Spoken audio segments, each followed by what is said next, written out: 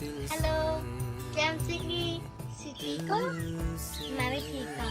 ਅਸੀਂ ਪੜ੍ਹਦੇ ਹਾਂ ਰੋਮੀਓ 8:28 ਵਿੱਚ ਕਿ ਜਿਹੜੇ ਪ੍ਰਭੂ ਨੂੰ ਪਿਆਰ ਕਰਦੇ ਆ ਉਹਨਾਂ ਵਾਸਤੇ ਸਾਰਾ ਕੁਝ ਭਲੇ ਦਾ ਹੀ ਹੁੰਦਾ, ਚੰਗਾ ਹੀ ਹੁੰਦਾ।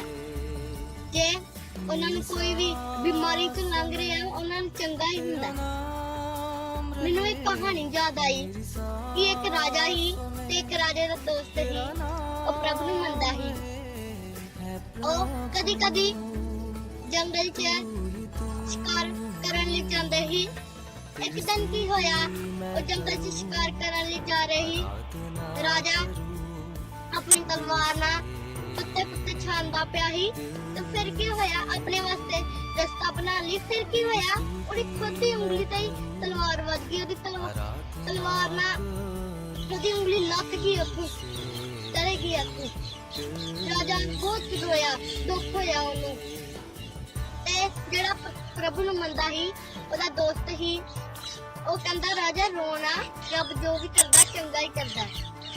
ਰਾਜੇ ਨੂੰ ਬਹੁਤ ਗੁੱਸਾ ਚੜਿਆ ਕਿ ਮੇਰਾ ਦੋਸਤ ਹੋ ਕੇ ਮੇਰੀ ਉਂਗਲੀ ਅੱਖੋਂ ਲੱਗ ਗਈ, ਮੇਰੀ ਉਂਗਲੀ ਕੱਟੀ ਗਈ ਤੇ ਇਹ ਕਹਿੰਦਾ ਰੱਬ ਜੋ ਵੀ ਕਰਦਾ ਚੰਗਾ ਹੀ ਕਰਦਾ। ਰਾਜੇ ਨੇ ਗੁੱਸੇ 'ਚ ਕਿਹਾ ਕਿ ਇਹਨੂੰ ਜੇਲ੍ਹ 'ਚ ਸੁੱਟਿਆ ਜਾਏ। ਰਾਜਾ ਕਹਿੰਦਾ ਕਿ तू सारी उम्र जेल से ही रहेगा। थोड़े दिन बाद ही राजा अपनी उंगली ते पट्टी बन के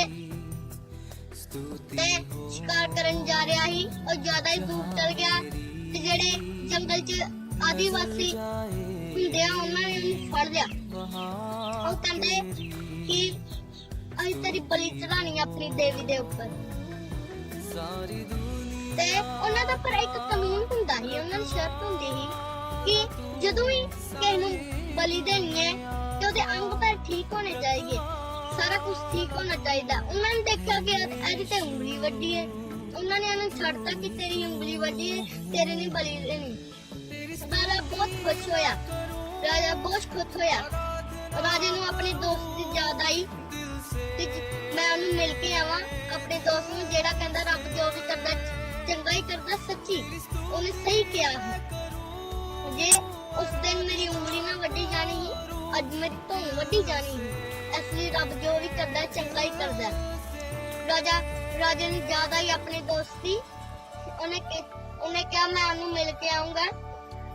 ਖੁਸ਼ੀ ਨੱਚਦੇ ਗਿਆ ਤੇ ਜੇਲ੍ਹ 'ਚ ਪਹੁੰਚਿਆ।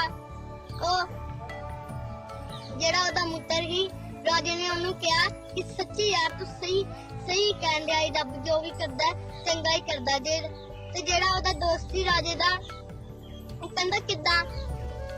ਉਹ ਕਹਿੰਦਾ ਕਿ ਜੇ ਉਸ ਦਿਨ ਮੇਰੀ ਉਂਗਲੀ ਨਾ ਵੱਢੀ ਜਾਣੀ ਸੀ ਤੇ ਅੱਜ ਮੇਰੀ ਧੌਣ ਵੱਢੀ ਜਾਣੀ ਸੀ। ਇਸ ਕਰਕੇ ਰੱਬ ਜੋ ਵੀ ਕਰਦਾ ਚੰਗਾ ਹੀ ਕਰਦਾ। ਤੇ ਜਿਹੜਾ ਪ੍ਰਭੂ ਨੂੰ ਮੰਨਦਾ ਸੀ, ਉਹਦਾ ਦੋਸਤ ਸੀ, ਉਹ ਕਹਿੰਦਾ ਕਿ ਹੁਣ ਮੈਨੂੰ ਹੋਰ ਵੀ ਪਤਾ ਲੱਗ ਗਿਆ ਰੱਬ ਜੋ ਵੀ ਕਰਦਾ ਚੰਗਾ ਹੀ ਕਰਦਾ। ਤੇ ਜਿਹੜਾ ਰਾਜਾ ਸੀ ਉਹ ਕਹਿੰਦਾ ਕਿੱਦਾਂ? ਤੇ ਜਿਹੜਾ ਉਹਦਾ ਦੋਸਤ ਸੀ ਉਹ ਕਹਿੰਦਾ ਕਿ ਅਸੀਂ ਪਹਿਲੇ ਇਕੱਠੇ ਸ਼ਿਕਾਰ ਖੇਡਣ ਜਾਂਦੇ ਸੀ, ਚੰਗਾ ਹੋਇਆ ਤੂੰ ਮੈਨੂੰ ਜੇਲ੍ਹ 'ਚ ਸੁੱਟ ਦਿੱਤਾ। ਰਾਜਾ ਕਹਿੰਦਾ ਕਿੱਦਾਂ? ਇਹ 'ਚ ਕਿਹੜੀ ਖੁਸ਼ੀ ਦੀ ਗੱਲ ਹੋਈ, ਇਹ 'ਚ ਕਿਹੜੀ ਚੰਗਾਈ ਦੀ ਗੱਲ ਹੋਈ? ਤੇ ਜਿਹੜਾ ਉਹਦਾ ਦੋਸਤ ਸੀ ਉਹ ਕਹਿੰਦਾ ਪਹਿਲੇ ਇਕੱਠੇ ਖੇਲਣ ਜਾਂਦੇ ਸੀ, ਚੰਗਾ ਹੋਇਆ ਤੂੰ ਮੈਨੂੰ ਜੇਲ੍ਹ 'ਚ ਸੁੱਟ ਦਿੱਤਾ। ਅਸੀਂ ਪਹਿਲੇ ਜਾਂਦੇ ਸੀ, ਆਦੀਵਾਸੀਆਂ ਨੇ ਸਾਨੂੰ ਫੜ ਲੈਣਾ ਸੀ, ਤੇਰੀ ਤੇ ਉਂਗਲੀ ਵੱਡੀ, ਤੈਨੂੰ ਤੇ ਉਹਨਾਂ ਨੇ ਛੱਡ ਦੇਣਾ ਹੈ, ਪਰ ਮੇਰੀ ਤੇ ਉਂਗਲੀ ਸਬੂਤੀ, ਮੇਰੀ ਅੱਜ ਧੌਣ ਵੱਢੀ ਜਾਣੀ ਸੀ। ਇਸ ਕਰਕੇ ਰੱਬ ਜੋ ਵੀ ਕਰਦਾ ਚੰਗਾ ਹੀ ਕਰਦਾ। ਤੁਸੀਂ ਵੀ ਬੋਲੋ ਰੱਬ ਜੋ ਵੀ ਕਰਦਾ ਬੋਲੋ ਚੰਗਾ ਹੀ ਕਰਦਾ। ਹਾਲੇਲੂਇਆ। ਜੇ ਤੁਸੀਂ ਕੋਈ ਵੀ ਬਿਮਾਰੀ 'ਚ ਲੰਘ ਰਹੇ ਹੋ, ਤੁਹਾਡੇ ਲਈ ਭਲਾ ਹੀ ਹੁੰਦਾ, ਚੰਗਿਆਈ ਦੀ ਗੱਲ ਹੁੰਦੀ ਹੈ। ਮੈਂ ਦੁਆ ਕਰੂੰਗਾ। ਪ੍ਰਭੂ ਯਿਸੂ ਮਸੀਹ ਜਿੰਨੇ ਲੋਕ ਇਸ ਵੀਡੀਓ ਨੂੰ ਦੇਖਣ ਦੇ, ਪ੍ਰਭੂ ਉਹਨਾਂ ਨੂੰ ਸੰਭਾਲ ਕੇ ਰੱਖ। ਪ੍ਰਭੂ ਉਹਨਾਂ ਨੂੰ ਸੰਭਾਲ ਕੇ ਰੱਖ। ਆਪਣੀ ਆਸ਼ੀਸ਼ ਨਾਲ ਭਰ ਪ੍ਰਭੂ, अपने मसीह न पार प्रभु, अपनी पवित्र आत्मा न पाते प्रभु, अपनी आशीष न पाते। ਪ੍ਰਭੂ ਚੰਗਾਈ ਨਾ ਪਾਵੇ ਆਪਣੀ ਆਸ